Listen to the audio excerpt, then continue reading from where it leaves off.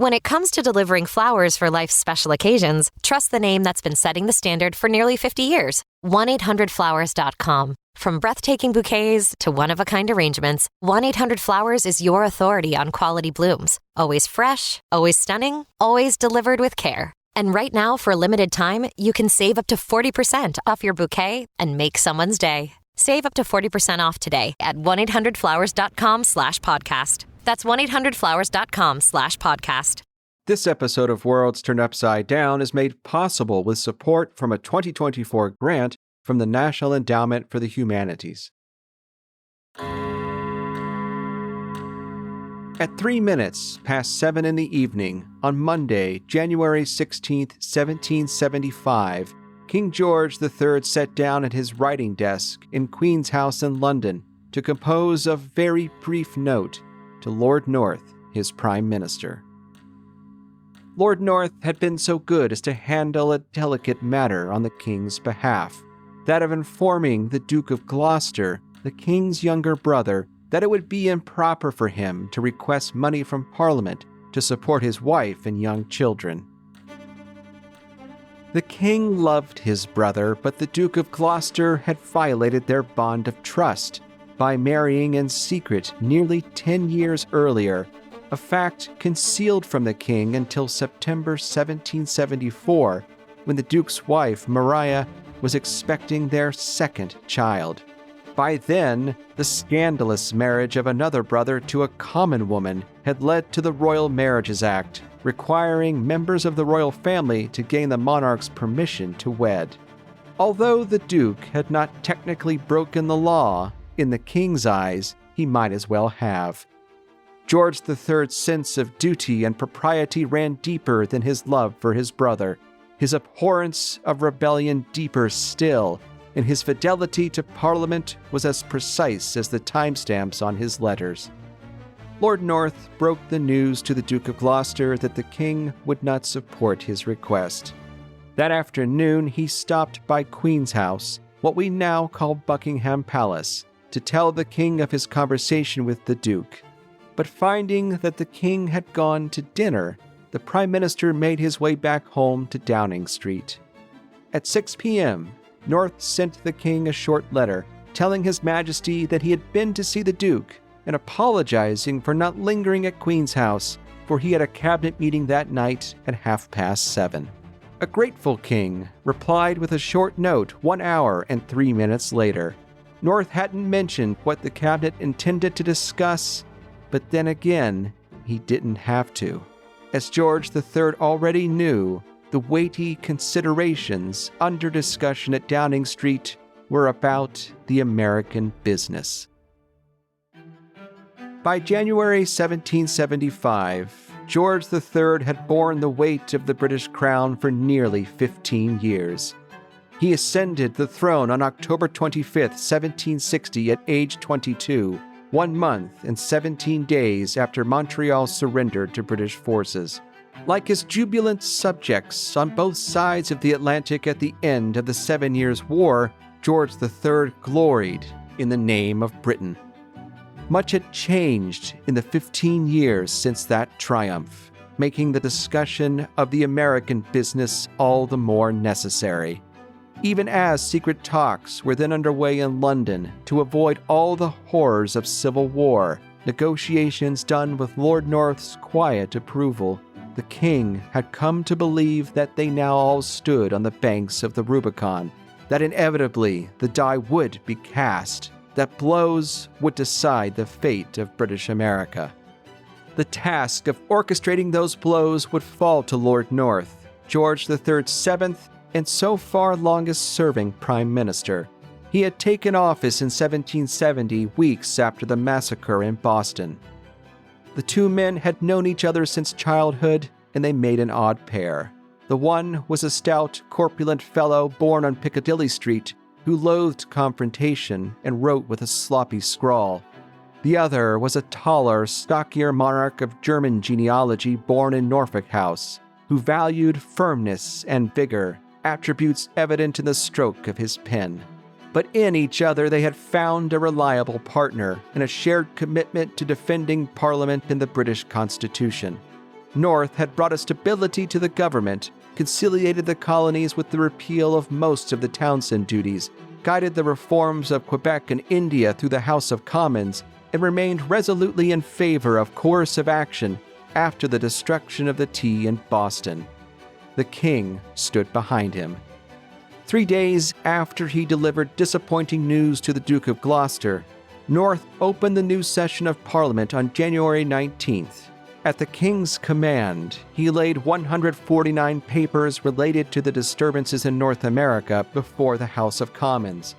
Pages upon pages of letters and other documents from governors, admirals, generals, and secretaries of state. They told a convincing story of colonies teetering on the edge of rebellion, of colonists' anger at the Coercive Acts, evasion of customs laws, stockpiles of unsold tea, new boycott movements, the confiscation of cannons, the spiriting of gunpowder, cannonballs, and musket rounds to secret places, militia drills in Massachusetts Bay, the coercive tyranny of local committees who intimidated and attacked the king's loyal subjects, the suspect actions of an extra-legal Continental Congress, of civil government and British authority nearly at an end. Buried among that great heap was Congress's petition. To a sovereign who glories in the name of Britain, the bare recital of these acts must, we presume, justify the loyal subjects, who fly to the foot of his throne and implore his clemency for protection against them. From the perspective of the king and the majority of Parliament, the petition told a less convincing story of this destructive system of colony administration, adopted since the conclusion of the last war, from which have flowed those distresses, dangers, fears, and jealousies that overwhelm your Majesty's dutiful colonists with affliction. And beseeched Your Majesty, that your royal authority and interposition may be used for our relief, and that a gracious answer may be given to this petition. If Parliament would not hear the pleas of His Majesty's subjects in British America, then surely the king they thought they knew would. Yet as many were only beginning to understand, they didn't really know the king nor the empire at all.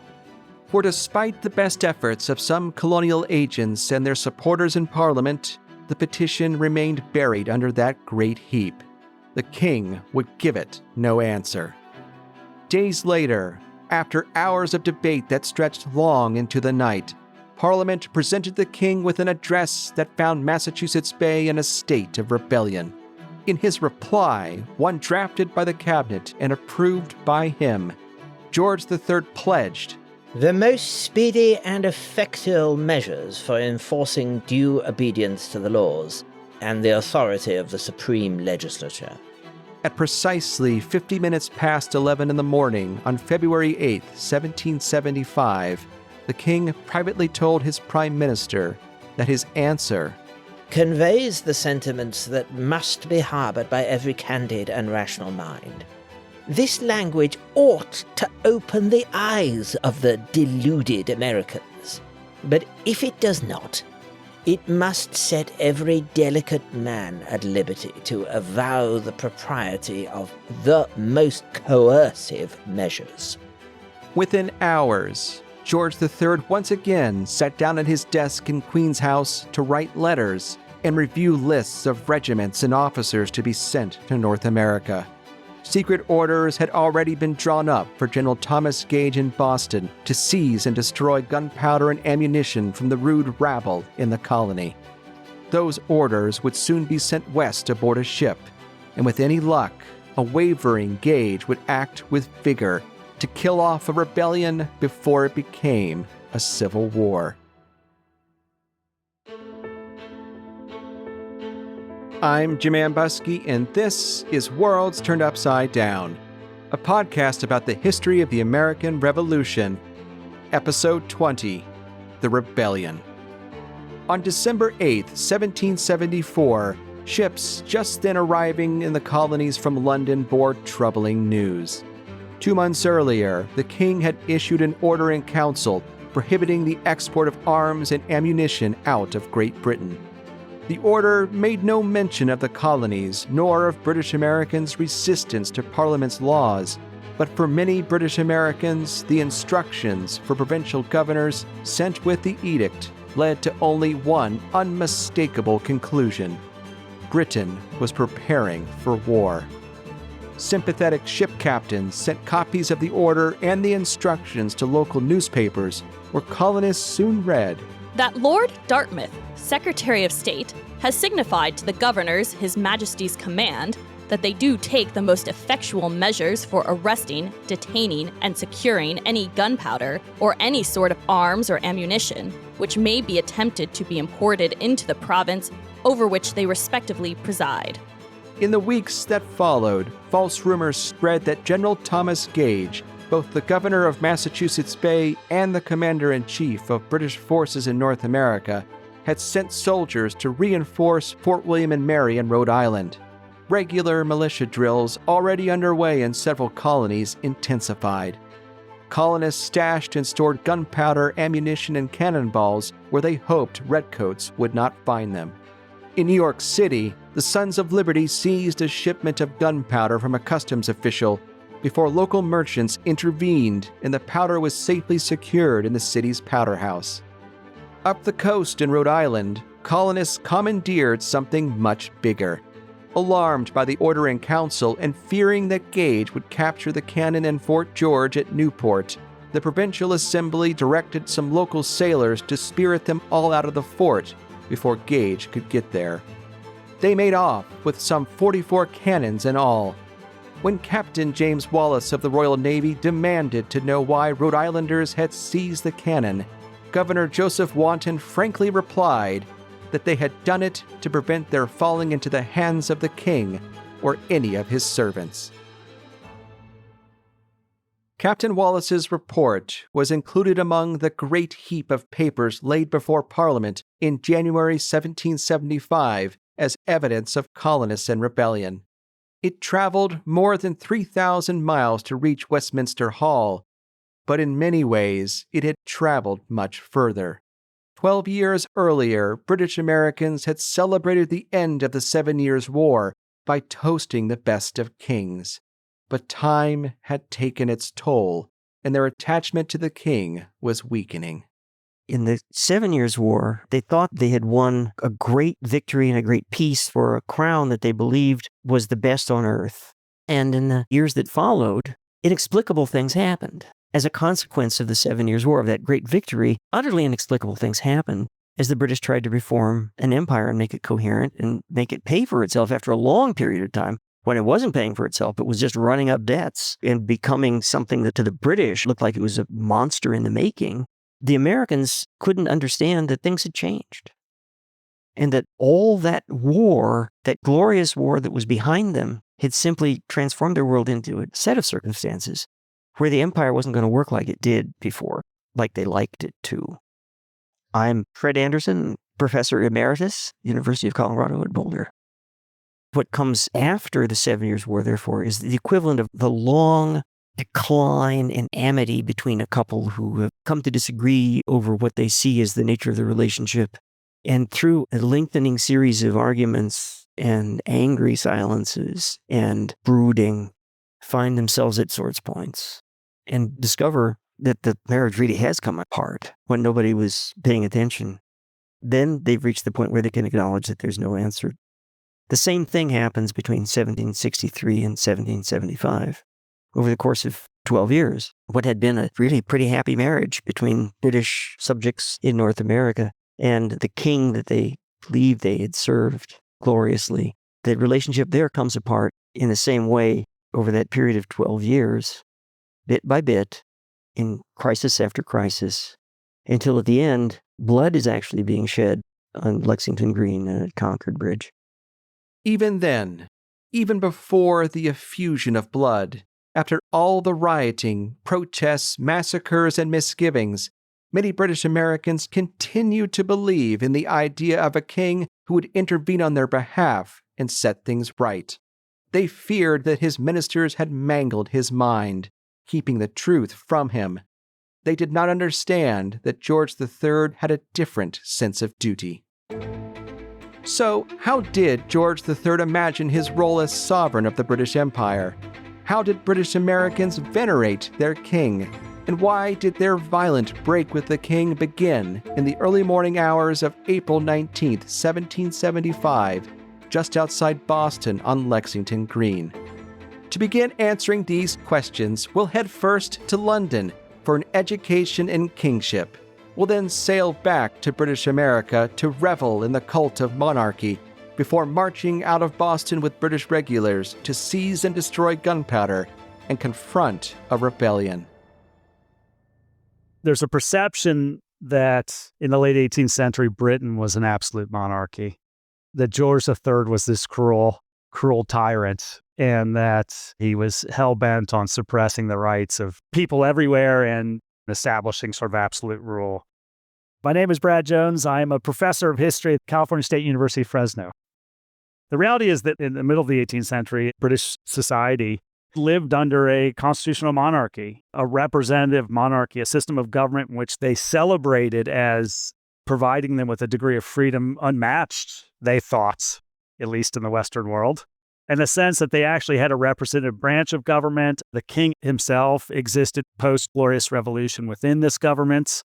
He was not an absolutist. He, in many ways, held very little power, or was able to express very little power, and that the vast majority of power and authority came from Parliament, of which a branch was representative. So they celebrated this as one of the great tenets of being British, is that they lived in a relatively free society. George III came of age in the aftermath of an earlier revolution that remade the British Empire, one that transformed the relationship between Parliament and the Crown. The power of the monarchy had been much reduced by what's known, or used to be popularly known as the Glorious Revolution, 1688. We use that term less now because it was not so glorious for the Irish and the Scottish, but an important constitutional landmark in limiting the power of the monarchy and making Parliament a permanent part of the system of government, and essentially making monarchs dependent on Parliament in order to govern. My name's Andrew O'Shaughnessy. I'm Professor of History at the University of Virginia. George III still essentially remained the head of government and chose the Prime Minister, but he was limited to choosing Prime Ministers who had popular support in the House of Commons. When George III tried to appoint someone who was not popular in the House of Commons, he learnt to his cost that that was not possible. And he was also important in choosing the ministers of the government.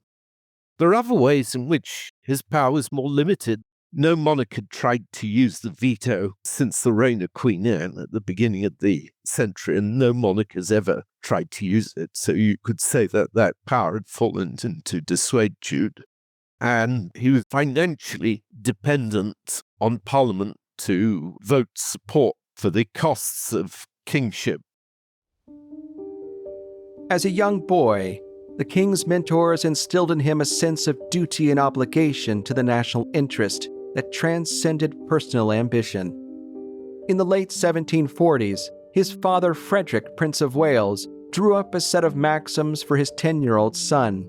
He counseled George to live with economy whenever the crown comes into your hands, to reduce the national debt as quickly as possible, to let not your ambition draw you into war, but never give up your honor nor that of the nation, and to convince this nation that you are not only an Englishman born and bred, but you are also this by inclination. The German-born Frederick had a strained relationship with his own father, the equally German-born King George II, with whom he quarreled over politics. Frederick did not want this for his own English-born heir, nor did he wish to leave his son without advice on how to rule wisely when his time came.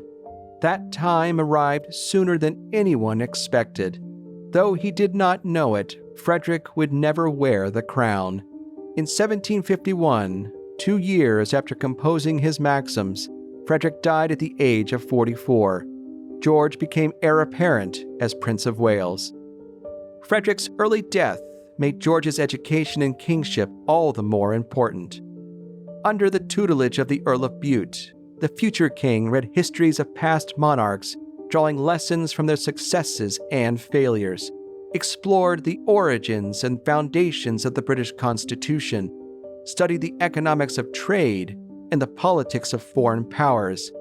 Thousands of pages of the king's handwritten notes and essays survive in the royal archives, attesting to his studies. More than anything, George's lessons prepared him to be a patriot king. There was a work by Lord Bolingbroke called A Patriot King that put forward these ideas of the monarch who would govern with a view to the best interests of the people and would be an active part of government. And supposedly George III was introduced to this by his tutor and eventually Prime Minister, the Earl of Bute. Henry St. John, 1st Viscount Bolingbroke, was a politician who had been a thorn in the side of George's great-grandfather.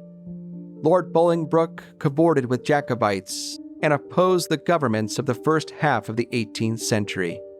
His machinations forced him into exile in France, but he later returned to England, where he became a leading propagandist against his old political enemies. Bolingbroke became enamored with history and political philosophy. Believing that corruption ran rampant in government and Parliament's independence remained under threat, Bolingbroke began writing treatises to lay the foundations for a new opposition faction. In the late 1730s, when he learned that Frederick, Prince of Wales, was allying himself with members of Parliament who opposed George II's ministers, Bolingbroke wrote the idea of a patriot king. A patriot king will neither neglect nor sacrifice his country's interest.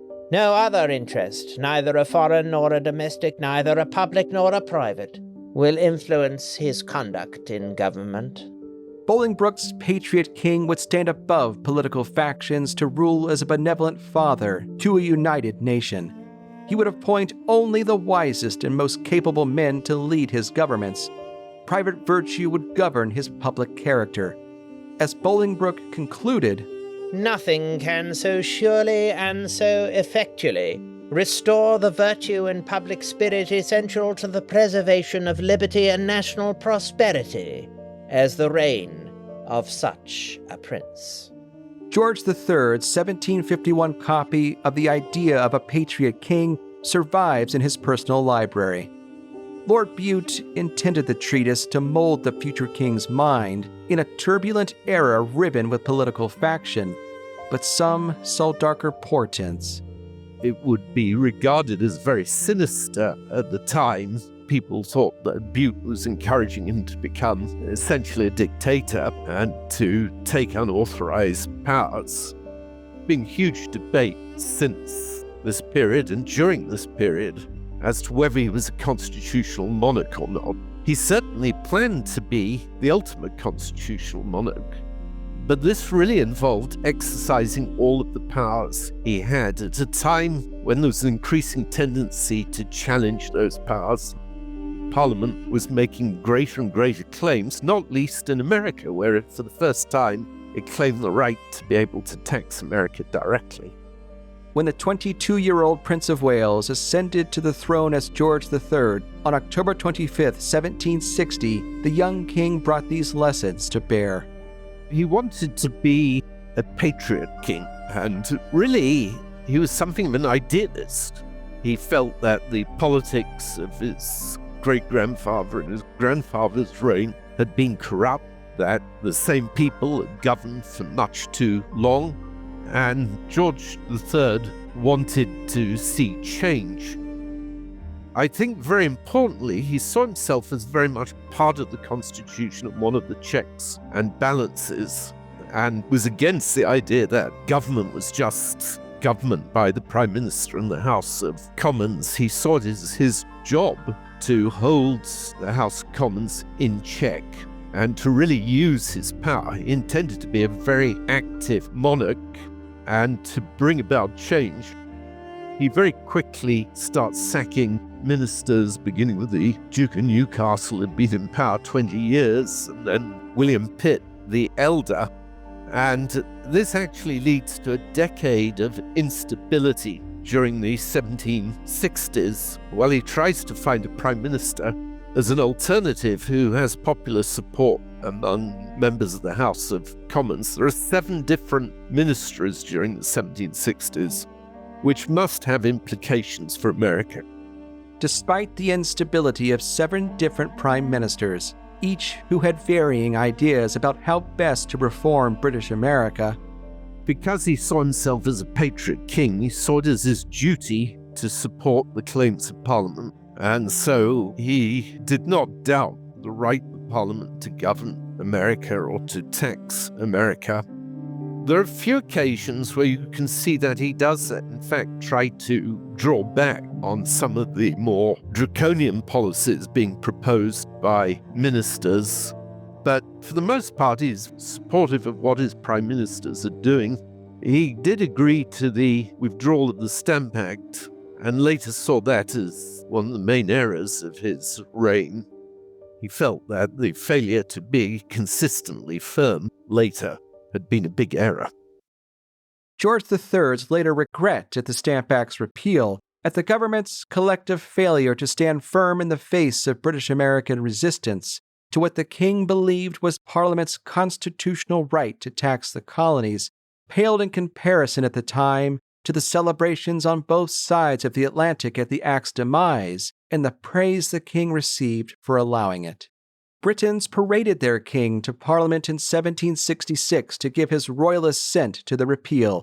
The story of the parade soon appeared in newspapers across British America, where it was paired with a report from France about Louis XV's conduct at precisely the same moment that crowds were cheering George III as he rode to Westminster.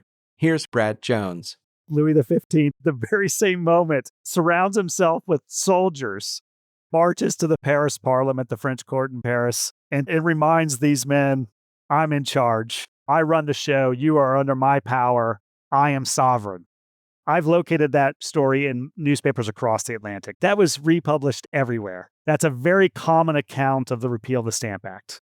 And one of which is celebrating, again, the beauty of their political system, celebrating George III, but they put it in conversation with the tyranny or arbitrary nature of the French monarchy. Cheering the Stamp Act's repeal and the king's role in it was just one of the many ways that British Americans celebrated the monarchy and strengthened their connection to it. Although most British Americans had never been in a monarch's presence, to say nothing of a public or private audience with the king, they participated in rituals that bound them to a crown an ocean away.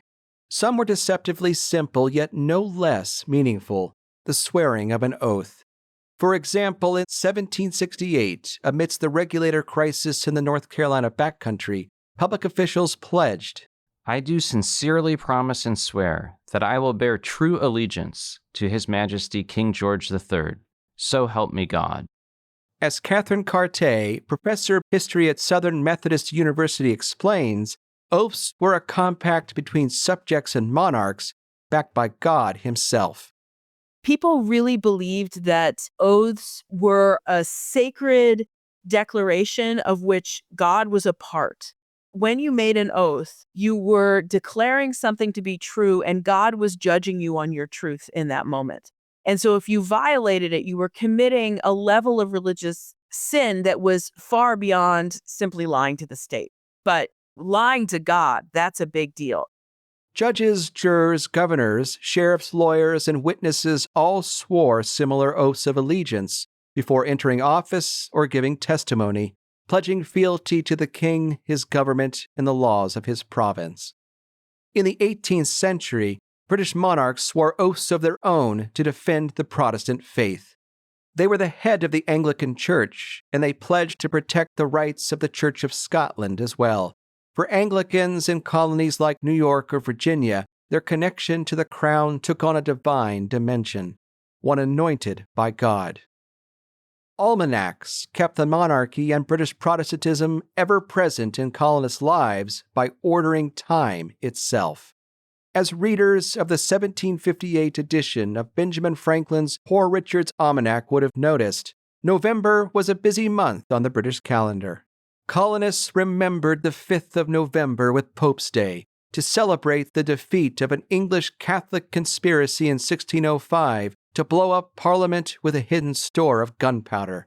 On the 7th, they could toast to the 1745 birth of Prince Henry, George III's younger brother. 3 days later, they would have heard cannon boom from forts in Philadelphia, Boston, New York, or Charleston in honor of George II's birth in 1683.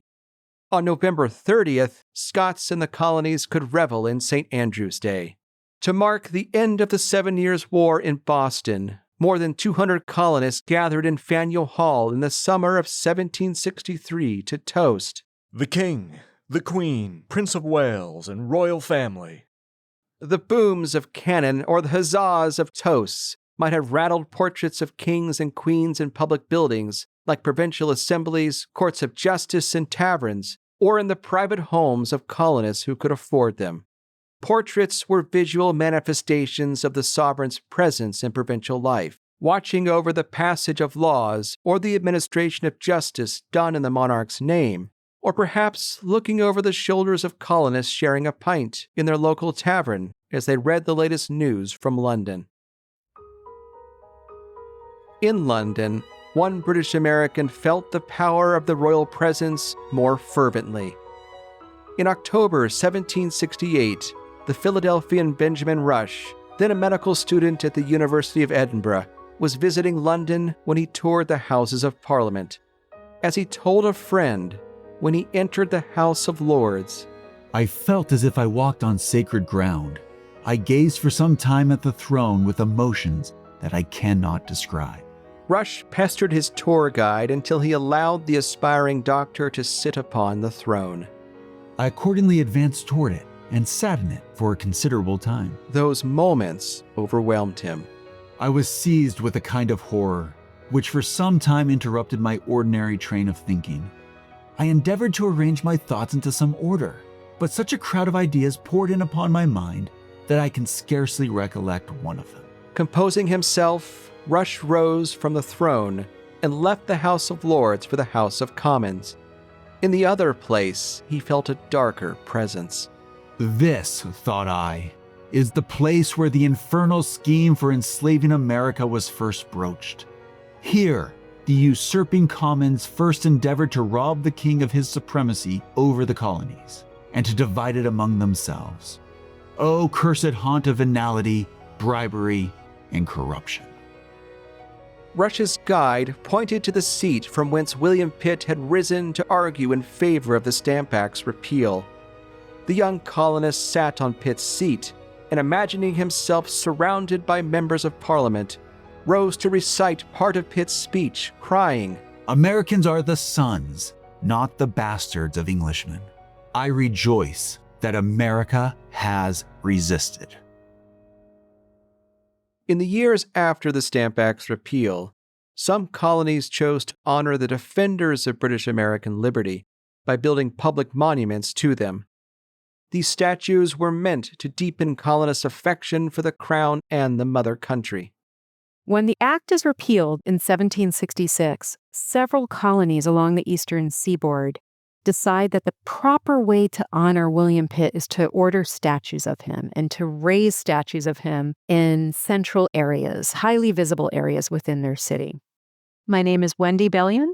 I am a professor in the Sewell Biggs Chair of American Art History at the University of Delaware, where I'm also the Associate Dean for the Humanities.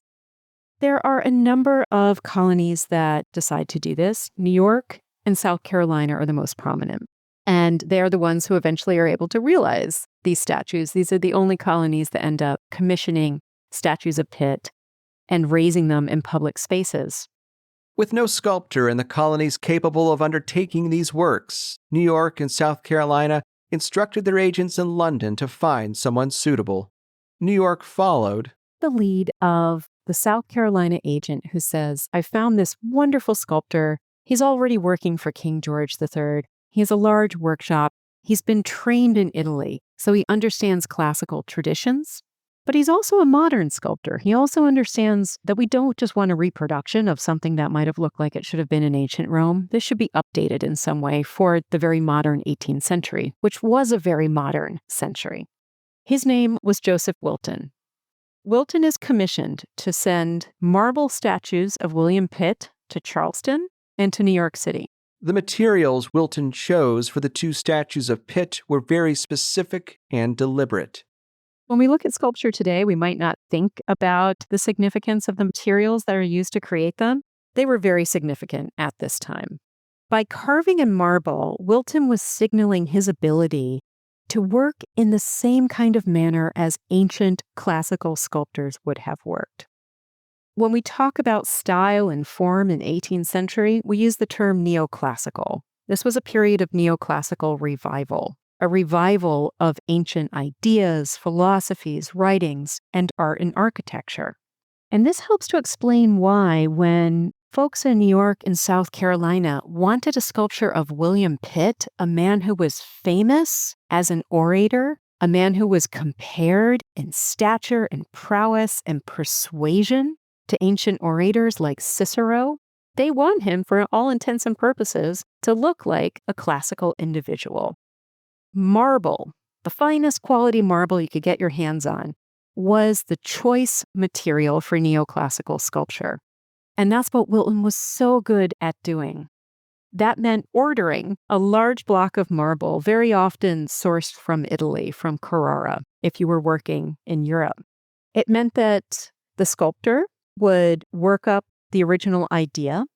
Much of the labor of carving that block of marble would have been done by very well-practiced assistants in his workshop. And then toward the end of the process is where the sculptor himself would come in. He would do all the fine details.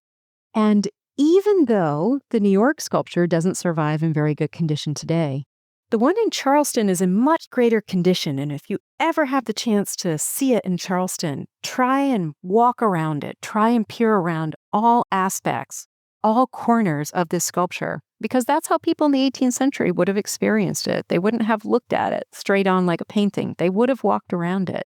And Wilton expended his greatest degree of finesse and energy at the places that would have been at eye level, so that you, as a viewer, would have been able to appreciate not just the political significance of Pitt the man, Pitt this accomplished orator who was extending one hand as he was speaking, but you would have noticed all these fine details, these carvings, very delicate carvings. It's his way of demonstrating his technique and skill as this incredibly talented carver.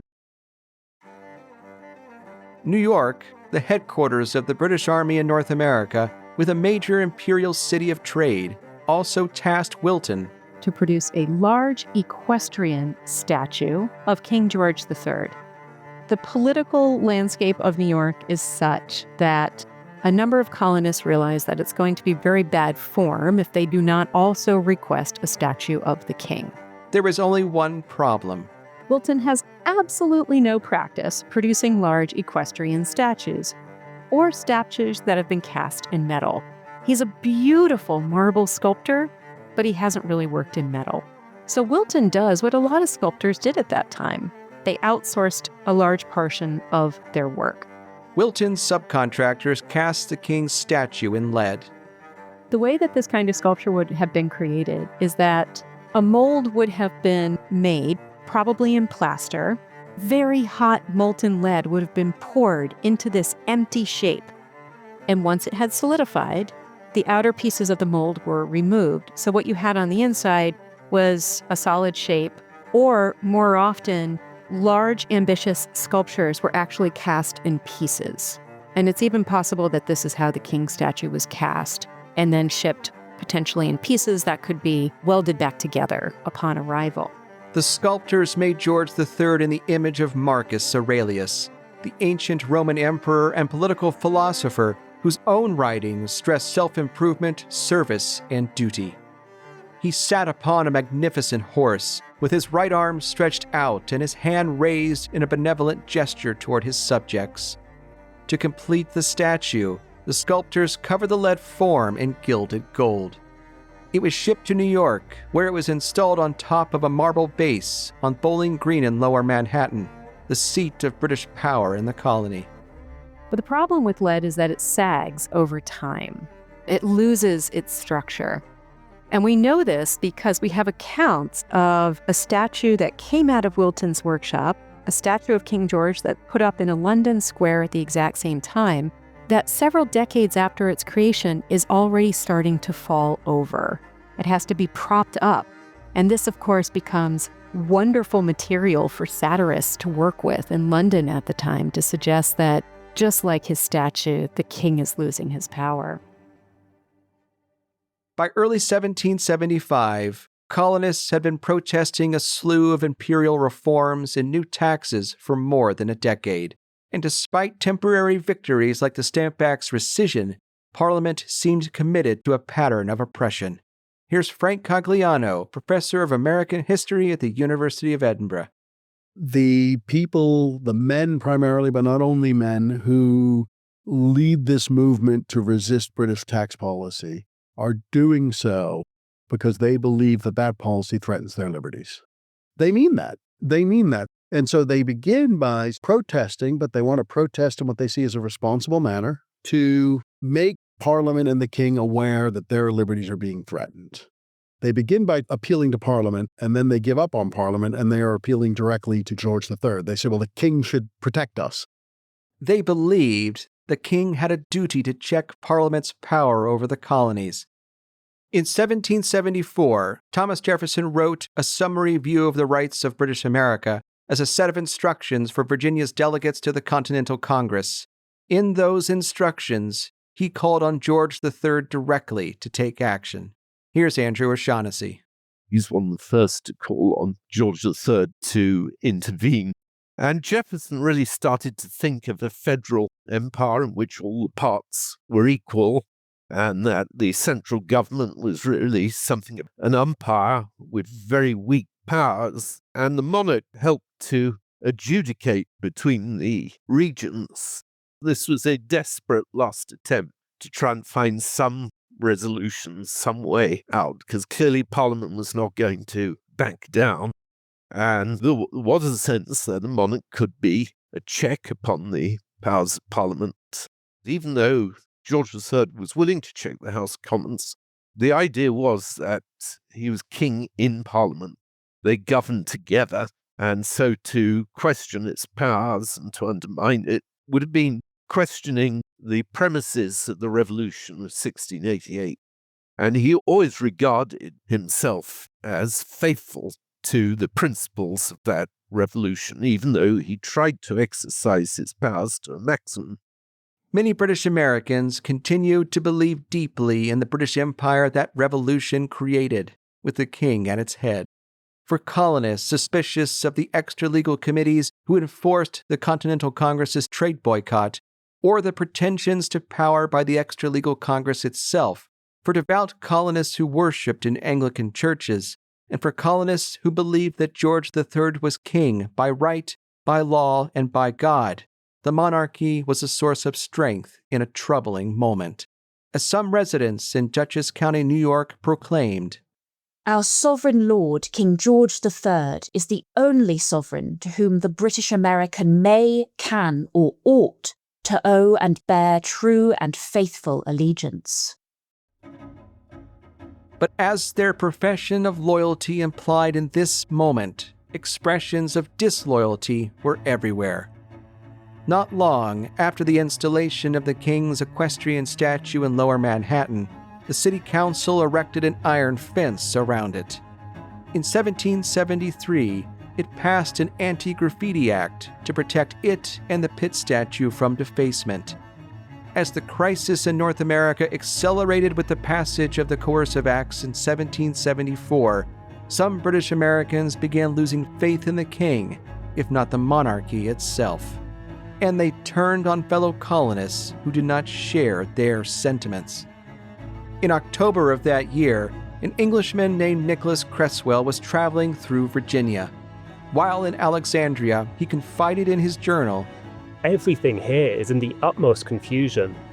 Committees are appointed to inspect into the characters and conduct of every tradesman, to prevent them selling tea or buying British manufactures.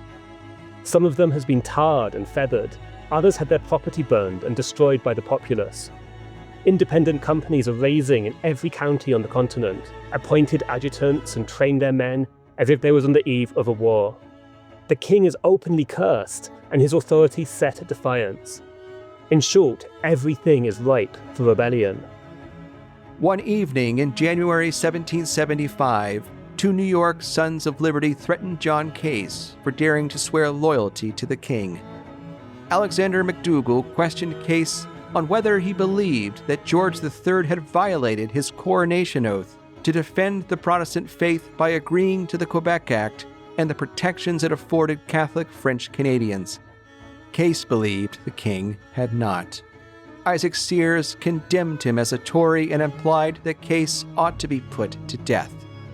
When he asked Case if he would fight for the king should Bostonians take up arms against him, Case replied that he would defend the crown. For his crime of loyalty, McDougall and Sears forced Case to sit, shunned in the corner of the tavern for the rest of the night, guarded by a young black man. In March, a crowd assaulted William Cunningham for yelling, "God bless King George!" Their anger was as much at Parliament as it was now at a king who possessed a sense of duty they could not understand. But it was also George III's own failure to comprehend the roots of a looming rebellion that made disaster all the more likely.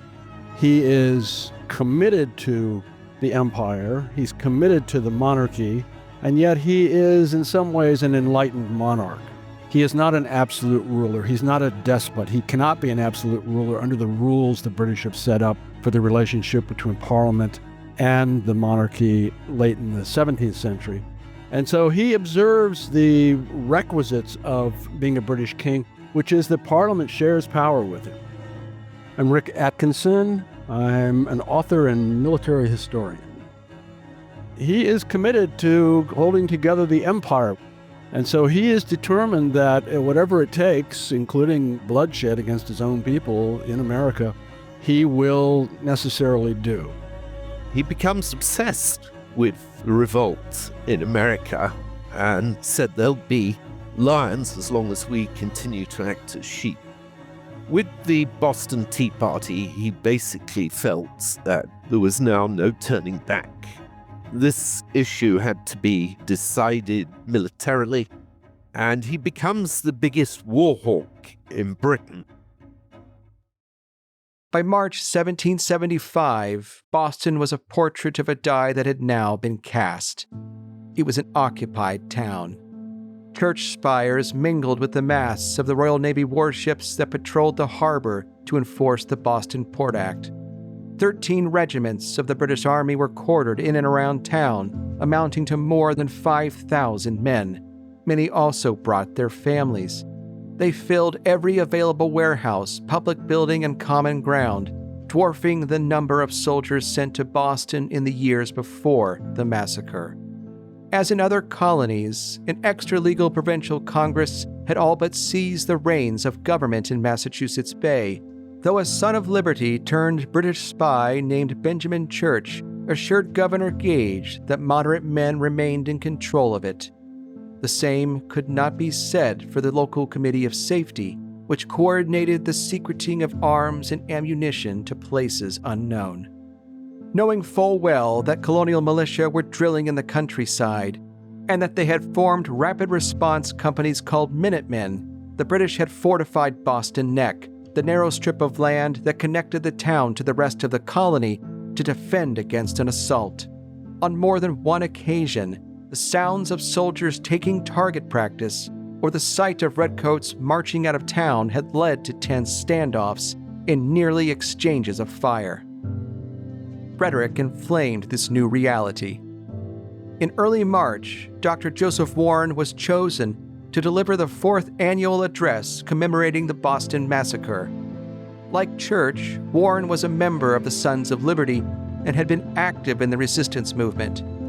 Rising to the pulpit in the Old South Meeting House, Warren declaimed to an audience of farmers, merchants, and British officers, "Unhappily for us, unhappily for Britain, the madness of an avaricious minister has brought upon the stage discord, envy, hatred, and revenge.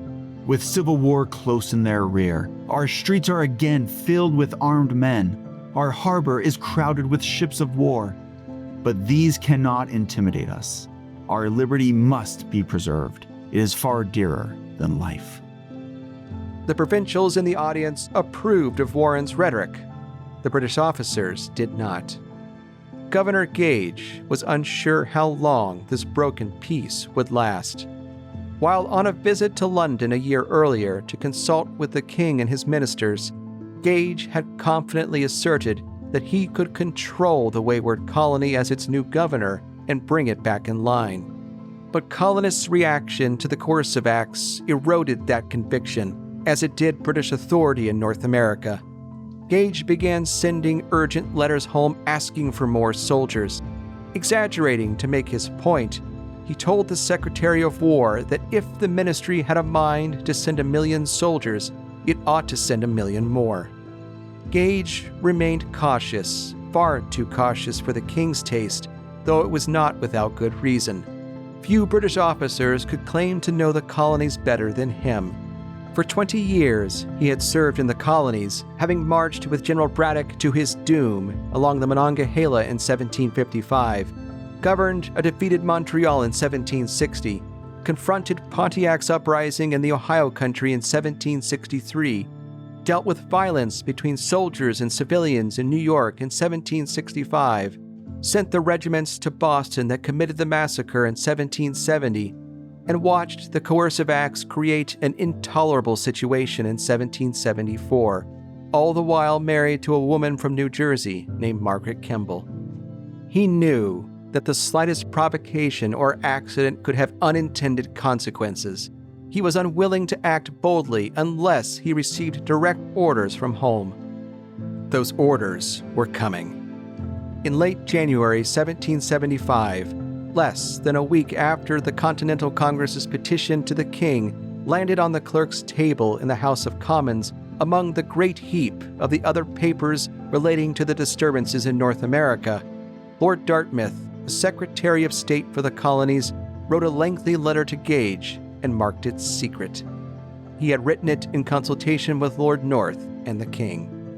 Dartmouth delayed sending the letter for some time, hoping that the secret talks he had orchestrated between Benjamin Franklin and Lord Admiral Richard Howe would bear fruit, that a war could be avoided. But as those negotiations came to naught, Dartmouth could delay no further. The orders arrived in Boston on board the Nautilus on April 14, 1775, where they were delivered to Gage in the governor's residence. They read, in part, "The violences committed by those who have taken up arms in Massachusetts have appeared to me as the acts of a rude rabble, without consort, without conduct. And therefore I think that a small force now, if put to the test, would be able to conquer them.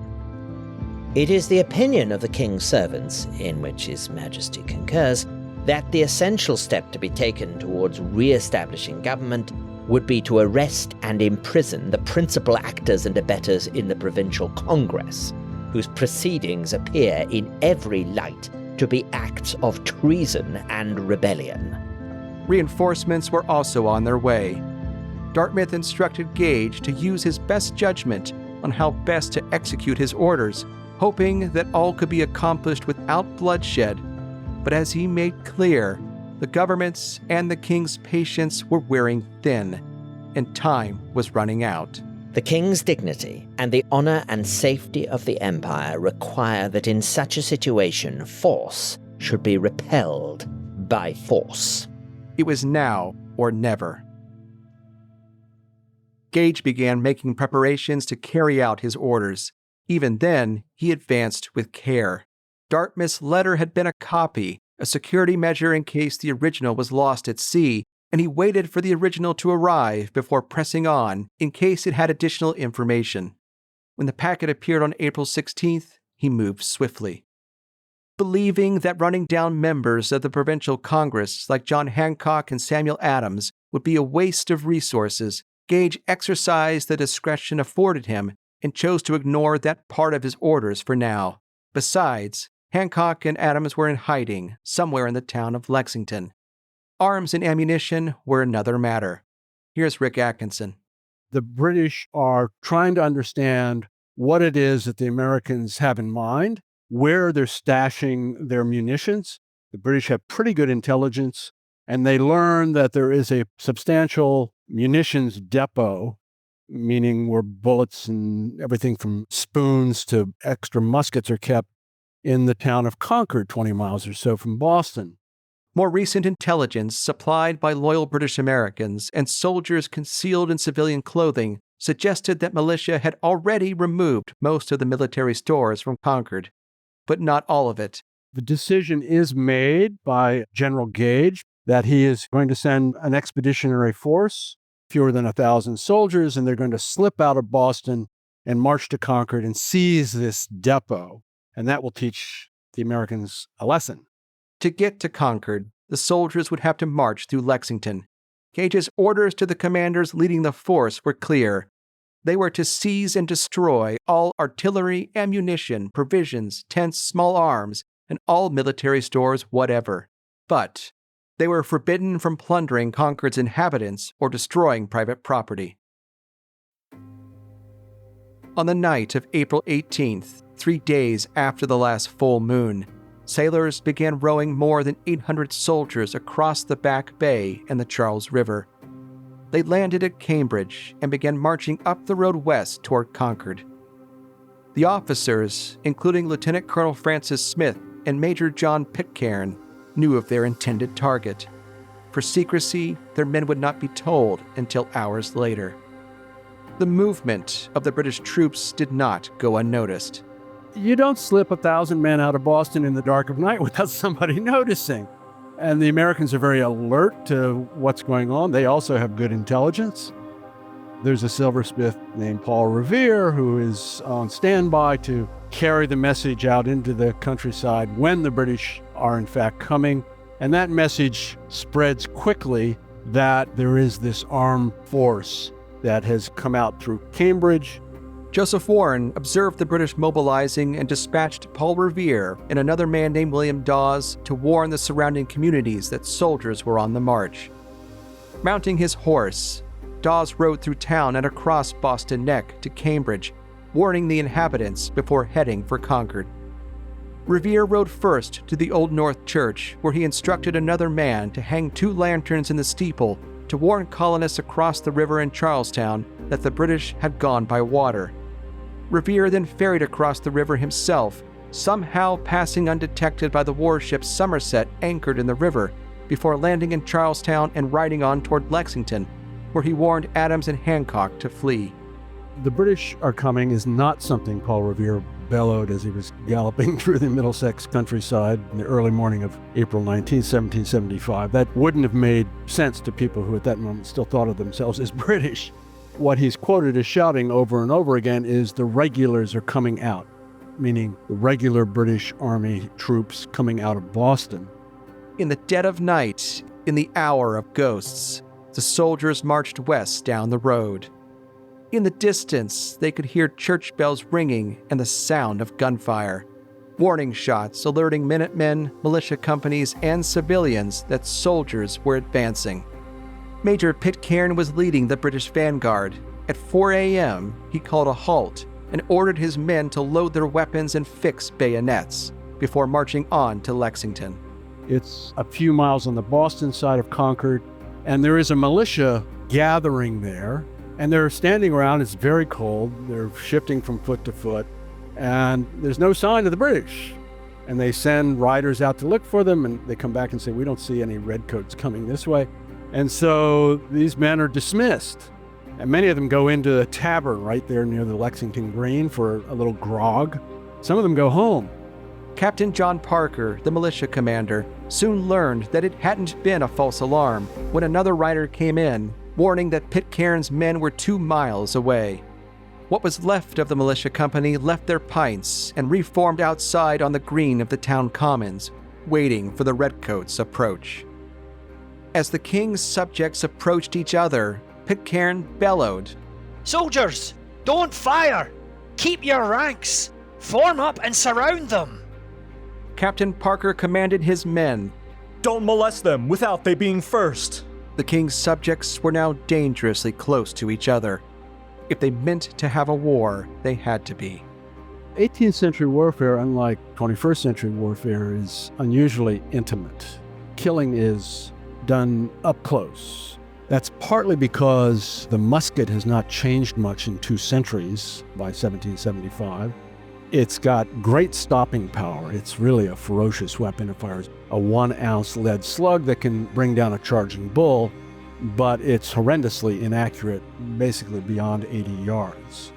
When it's fired in volleys with a group of men standing together firing at the same time, again, it can be pretty devastating.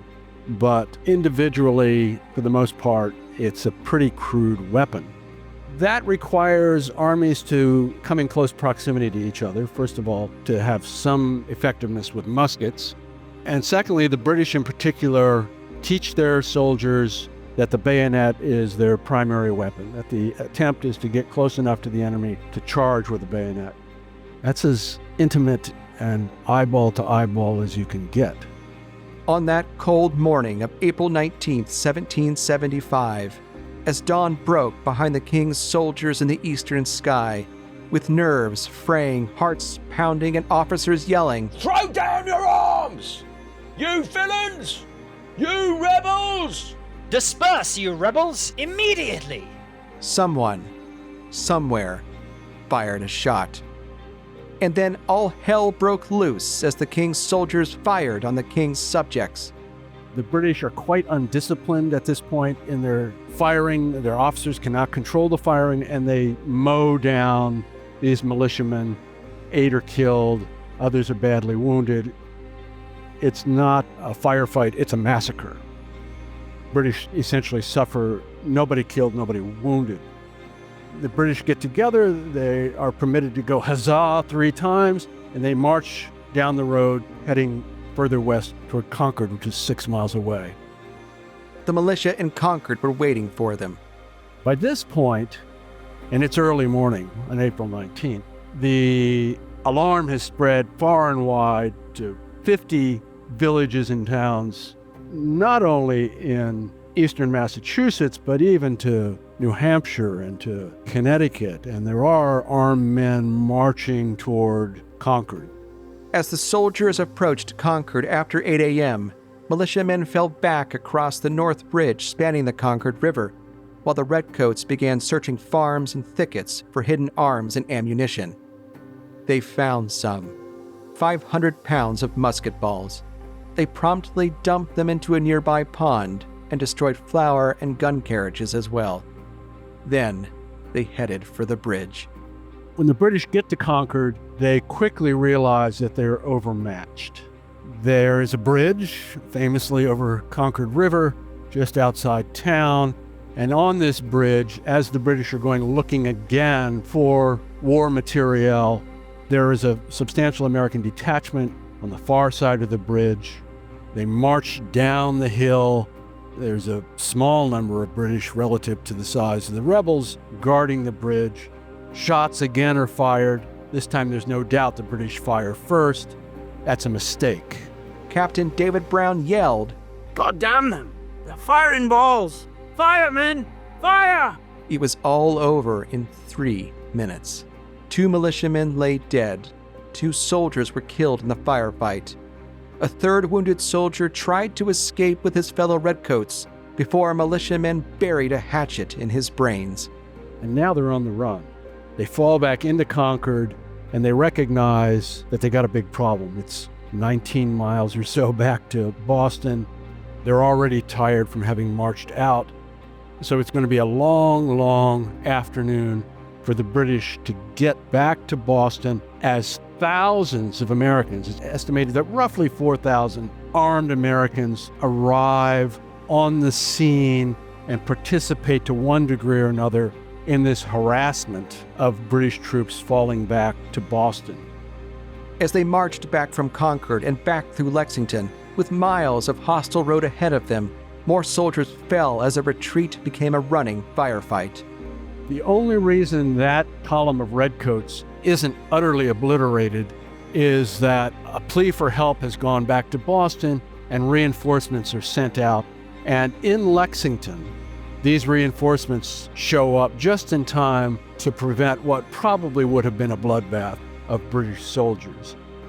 They embrace these dog-tired, bleeding British soldiers who have fought earlier in the day in Lexington and then in Concord and have been harassed and fired on the road all the way back from Concord. This relief detachment provides enough firepower, enough succor to allow the whole force to fall back to Charleston and then to get across the Charles River into Boston. Samuel Adams rejoiced at the news of this glorious morning. A colonist who had been at Concord on that bloody day knew a harder truth. Now the war has begun, and no one knows when it will end.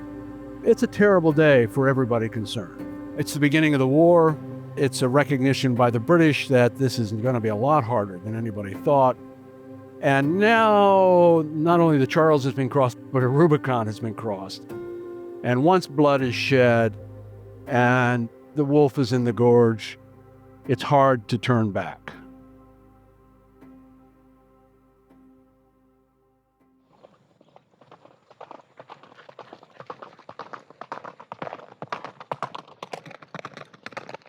More than 300 miles to the southwest of Lexington and Concord, an express rider galloped into Lancaster, Pennsylvania. It was April 25th, 1775, at 5 p.m. The rider bore news that the king's subjects had fired on each other in Massachusetts Bay. Boston was now under siege. The local printer Francis Bailey immediately published a broadside with a collection of letters from committees of correspondence in New England reporting that provincial militia had clashed with the king's soldiers in the early morning hours of April 19th, 6 days earlier. Bailey's broadside and other printed reports quickly circulated the news to all friends of American liberty throughout the Shenandoah Valley, where it was carried by Pennsylvanians and Virginians who were then streaming over the mountains to settle new lands in the Ohio country. The Ohio country had only been at peace now for 7 months, after hard years of a most intimate war. Pennsylvanians at the throats of Virginians, Shawnee and Delawares defending their lands from avaricious settlers, the Haudenosaunee calculating the costs of protecting their sovereignty, British and indigenous diplomats struggling to keep their world from coming undone. 20 years after the Great War for Empire had begun at the forks of the Ohio River, the flames of the smoldering long war for the West flickered to life once more.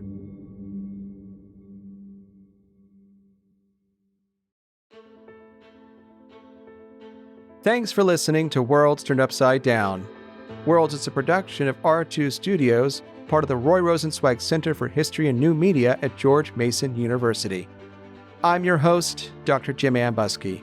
This episode of Worlds is made possible with support from a 2024 grant from the National Endowment for the Humanities.